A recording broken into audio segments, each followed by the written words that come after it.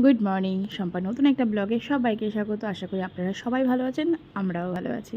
আর আজকে দিনটা শুরু করলাম এই যে সকাল সকাল ব্রেকফাস্ট থেকে। আজকে ব্রেকফাস্টে ছিল একটু ম্যাগি ফ্রাই করে নিয়েছিলাম।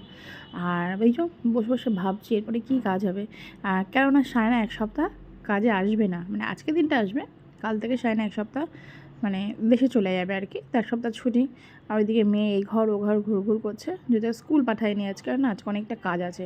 আর যেহেতু স্কুল গাড়িটা ওদের নেই, তো সেই জন্য একটু অসুবিধা আছে বলে আজকে আর পাঠানো হয়নি।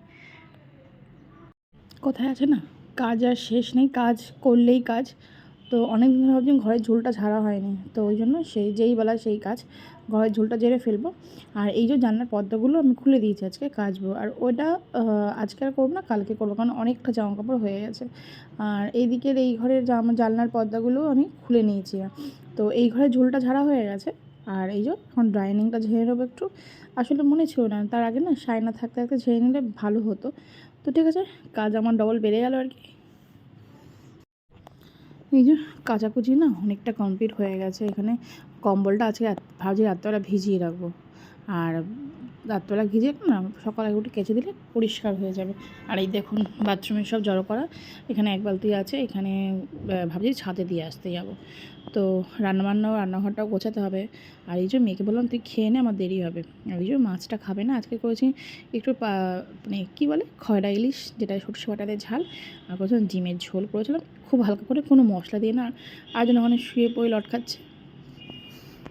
মেয়ের খাওয়া হয়ে গেছে। আর মেয়ে ছিল কম্পিউটার ক্লাস, কিন্তু না এতটা কাজতে কাজতে করতে করতে দেরি হয়ে গেছে। তো আমি বললাম বাবু চল, আর যেতে হবে না আজকে, তো একটু ছাদে আমাকে একটু হেল্প করে দিয়ে। তো ওই জন্য বালতিটা, দুটো বালতি নিতে পারবে না, হালকা আছে। আর যেটার মধ্যে শুধু বেড কাবা আছে ওটা একটু বাইরে নিই, তারপর আমি দুটোই নিয়ে ছাদে যাবো আর কি। প্রতিদিন ছাদে এসে না এই দই টানাটা না একটা ভীষণ বিরক্তির ব্যাপার। তো যাই হোক, দই তো টানাতেই হবে, কেননা দই টানে আনবো তো আবার দেখবো কেউ খুলে নিয়ে চলে যাবে, নাহলে কেউ ছিঁড়ে যাবে, ওর থেকে আবার রোজ ছাটা রোজের টানটা। এখন ঘড়িতে বেজে গেছে প্রায় 2টো। তো লাঞ্চও আমি করে নিয়েছিলাম। এই জানলাতে না একটা বেড কাভার দিয়ে রেখেছি, কেননা বড্ড ওই রোদটা আসছে আর কি।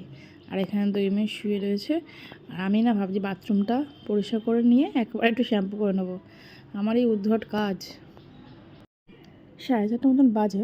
আর বললাম না বাথরুমটা পরিষ্কার করবো, তো বাথরুমটা পরিষ্কার করে একেবারে স্নান করে শ্যাম্পু করে নিয়েছি। আর আজকে দুধটা অল্প রয়েছে, তো ওই জন্য মাকে এখন একটু রচা দেবো।